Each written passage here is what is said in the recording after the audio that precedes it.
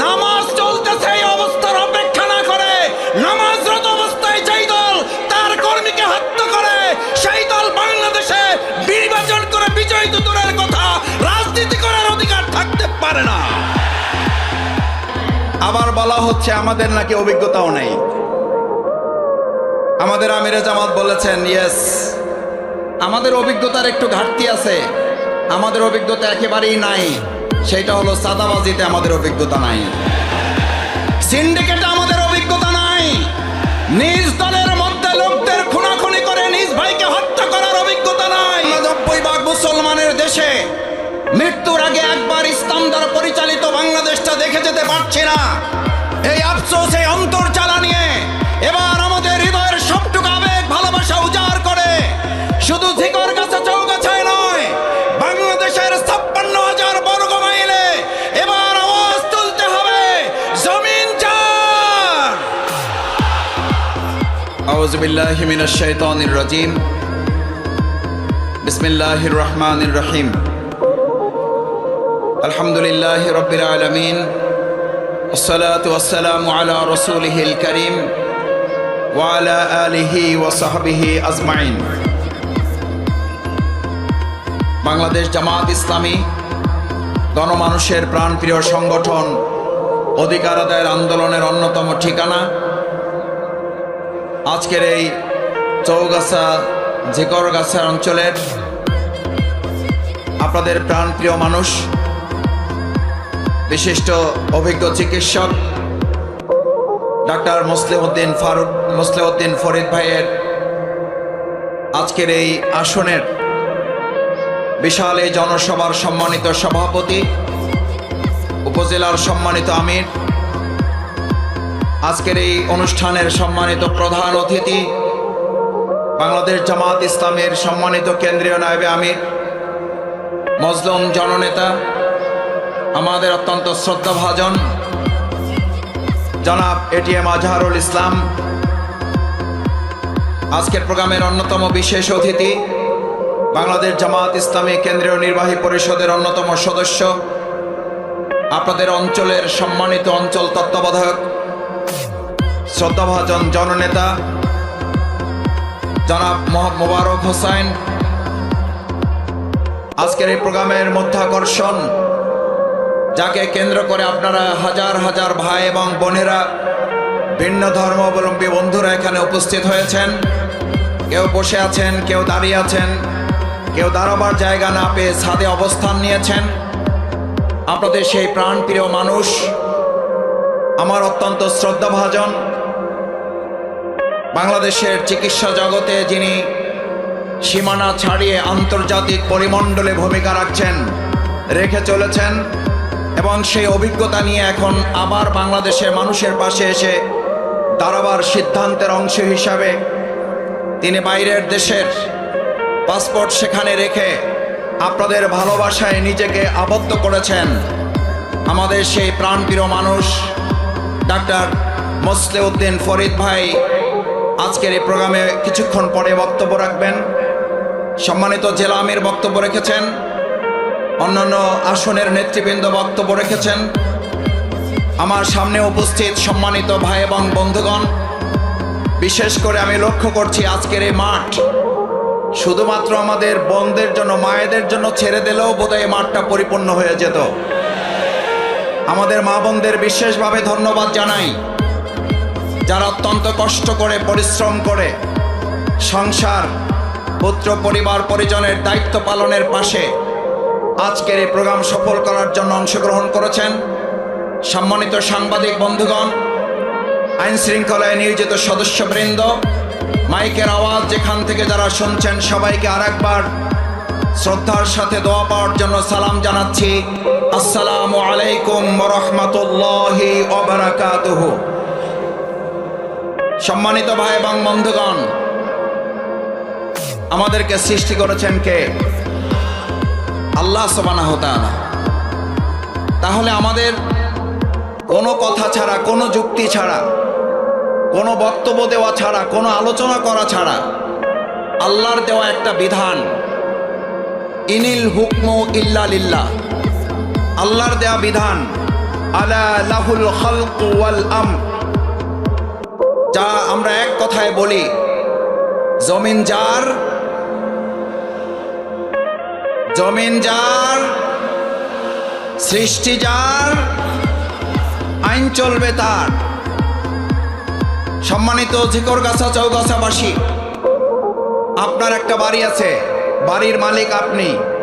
সেখানে সংসারে যদি আপনার কথা না চলে, বাইরের কোনো লোকের কথা চলে, সংসারে শান্তি না অশান্তি। আপনার একটা ব্যবসা আছে, মালিক আপনি, আপনার কথা চলে না, ওখানে অন্য কর্মচারী পার্টনার যে আছে তার কথা চলে, ব্যবসায় লাভ লস। আপনার একটা প্রতিষ্ঠান আছে, ওটার মালিক আপনি, আপনার কথা চলে না, ওখানে আশেপাশের লোকদের কথা শুনতে হয়, তার আলোকে ওই প্রতিষ্ঠান চালাতে হয়। প্রতিষ্ঠান সচল না অচল। বাংলাদেশ স্বাধীন হয়েছে 53 বছর রেখে, এখন 54 বছরে আমরা একের পর এক এরকম আশপাশের লোক, পার্টনার এবং অন্যদের কথা শুনে বাংলাদেশ পরিচালিত হয়েছে। শান্তির পরিবর্তে অশান্তি, সচলের পরিবর্তে অচল, সুন্দরের পরিবর্তে অসুন্দর, ন্যায়ের পরিবর্তে অন্যায়, আলোর পরিবর্তে অন্ধকার যেমন ছেয়ে গেছে, আজ আমরা একবার দেখতে চাই মানুষের দেখা বারবার শেষ, ইসলামের বাংলাদেশ। সব দেখেছি বারবার, ইসলাম এইবার।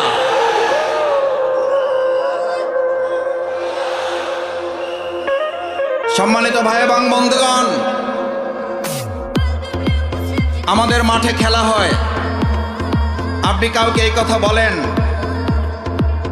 আপনাকে অযোগ্য ঘোষণা করা হলে আপনাকে খেলতে দেওয়া ছাড়াই, এটা বিবেক সম্মত না বিবেক বর্জিত? খেলতে না দিয়ে কাউকে অযোগ্য ঘোষণা করা যাবে?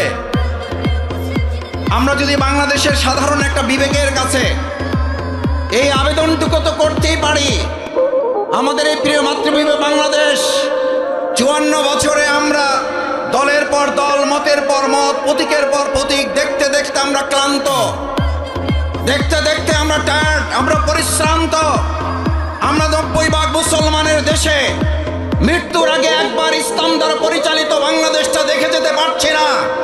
এই আফসোস, এই অন্তর্জালা নিয়ে এবার আমাদের হৃদয়ের সবটুকু আবেগ ভালোবাসা উজাড় করে শুধু ঝিকরগাছা চৌগাছায় নয়, বাংলাদেশের 56,000 বর্গ মাইলে এবার আওয়াজ তুলতে হবে, জমিন যার।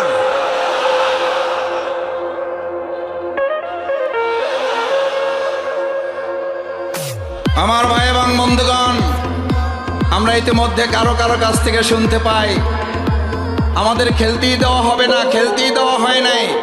আবার বলা হচ্ছে আমাদের নাকি অভিজ্ঞতাও নেই। আমাদের আমিরে জামাত বলেছেন, ইয়েস, আমাদের অভিজ্ঞতার একটু ঘাটতি আছে, আমাদের অভিজ্ঞতা একেবারেই নাই।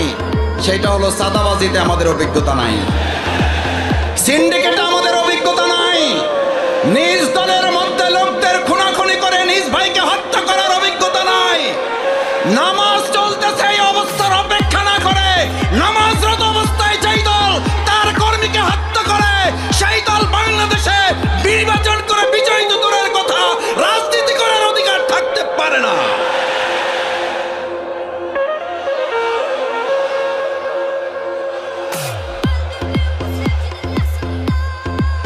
নামাজ চলমান, নামাজ চলমান অবস্থায় তার দলের লোকেরা তার দলের লোকদেরকে হত্যা করে। আমি তাদের বিবেকের কাছে জানতে চাই, নামাজরত অবস্থায় আপনার দলের আপনার কর্মী আপনার কাছে নিরাপদ নয়, আপনার কাছে বাংলাদেশের কোনো আরেকজন মানুষ নিরাপদ হতে পারে না। আমাদের অভিজ্ঞতা নাই। প্রধান অতিথি, পদপ্রার্থী, সংসদ সদস্য প্রার্থী, বিশেষ অতিথি বক্তব্য রাখবেন, সেজন্য আমি কথা লম্বা করতে চাই না। আমাদের অভিজ্ঞতার ঘাটতি আছে, কিন্তু আলহামদুলিল্লাহ আল্লাহর মেহেরবানি, আমাদের 2জন মন্ত্রী 3টা মন্ত্রণালয় চালিয়েছেন। আমরাও তো একটা টেস্ট করেছি মাত্র, রিহার্সাল দিয়েছি মাত্র। এই রিহার্সালে দুইজন মন্ত্রী তিনটা মন্ত্রণালয় চালিয়ে ঘোষণা করেছিলেন 2 টাকার দুর্নীতি প্রমাণ করতে পারলে জামাত ইসলামীর সাধারণ সহযোগী সদস্য পদ থেকে অব্যাহতি নেব। আমি তাদের কাছে জানতে চাই, আমাদের এই 3টা মন্ত্রণালয় পরিচালনার অভিজ্ঞতা গোটা পৃথিবীর কাছে সমাদৃত হয়ে আজ বিশ্ববাসী কূটনীতিকরা জামাত ইসলামের পাশে এসে দাঁড়িয়ে আহ্বান জানিয়েছে, জামাত ইসলামীকে নিয়ে বাংলাদেশে তারা কাজ করতে আগ্রহ প্রকাশ করেছে।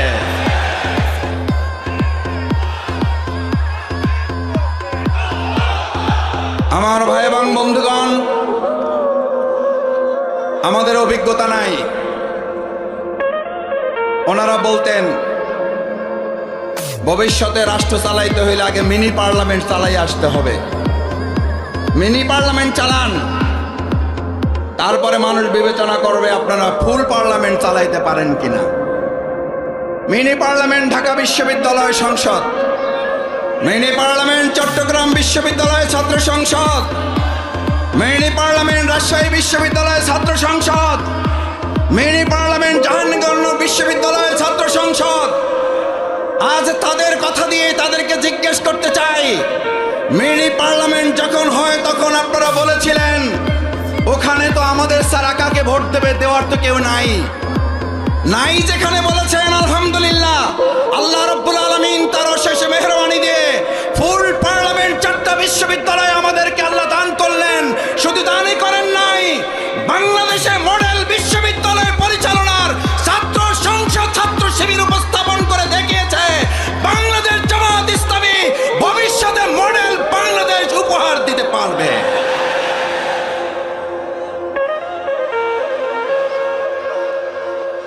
আপনাদের বক্তব্যের মধ্য দিয়েই, আপনাদের যুক্তিতেই নির্বাচন ছাড়াই বাংলাদেশ জামাত ইসলামীকে এবার জনগণের কাছে দিয়ে দেওয়া উচিত। ভাই, আমরা বলেছিলাম ঢাকা বিশ্ববিদ্যালয় তারা চালাবে, তারা বাংলাদেশ চালাবে। ঢাকা বিশ্ববিদ্যালয়ের ছাত্র শিবির চালাচ্ছে, বাংলাদেশ জামাত ইসলামী বাংলাদেশ জনগণের সমর্থন নিয়ে চালাবে।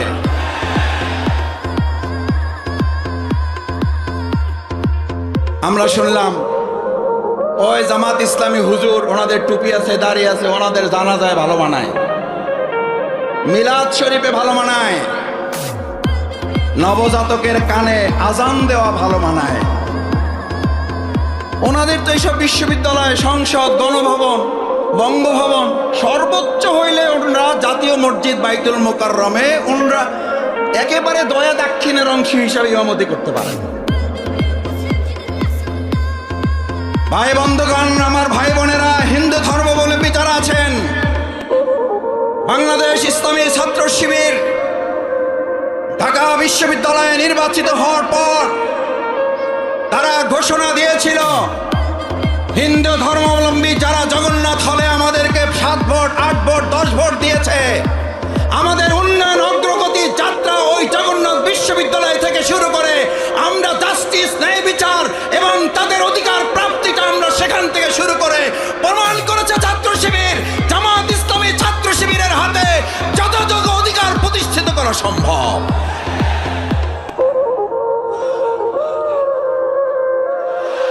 সম্মানিত ভাই এবং বন্ধুগণ, ঢাকা বিশ্ববিদ্যালয়ে ছাত্র সংসদ নির্বাচিত হওয়ার পর বলা হলো ওই আমরা জানাজা, আমরা মিলাদ শরীফ, আমরা নবজাতকের কানে আজান দেওয়া পর্যন্ত আমাদের দায়িত্ব শেষ। ওনারা নির্বাচিত হয়েছে, চালাইতে পারবে না। ছাত্র ভালো, পাশ করতে পারবে না, পাশ করলেও চাকরি পাবে না, চাকরি পাইলেও বেতন পাবে না, বেতন পাইলেও বরকত হবে না, বরকত হইলেও সংসার চলবে না। যুক্তির আর কোনো শেষ নাই। বললো ভোটই দিতে পারবে না, আমাদের ছাড়া ভোট দেবে কারে? পাশ করলো, বললো পাশ করে টিকতে পারবে না, বলে টিকতে পারবে কাজ করতে পারবে না, বলে কাজ করতে পারবে সামনে আগাইতে পারবে না। আমাদের মিনি পার্লামেন্টে আমরা দেখিয়েছি সিন্ডিকেট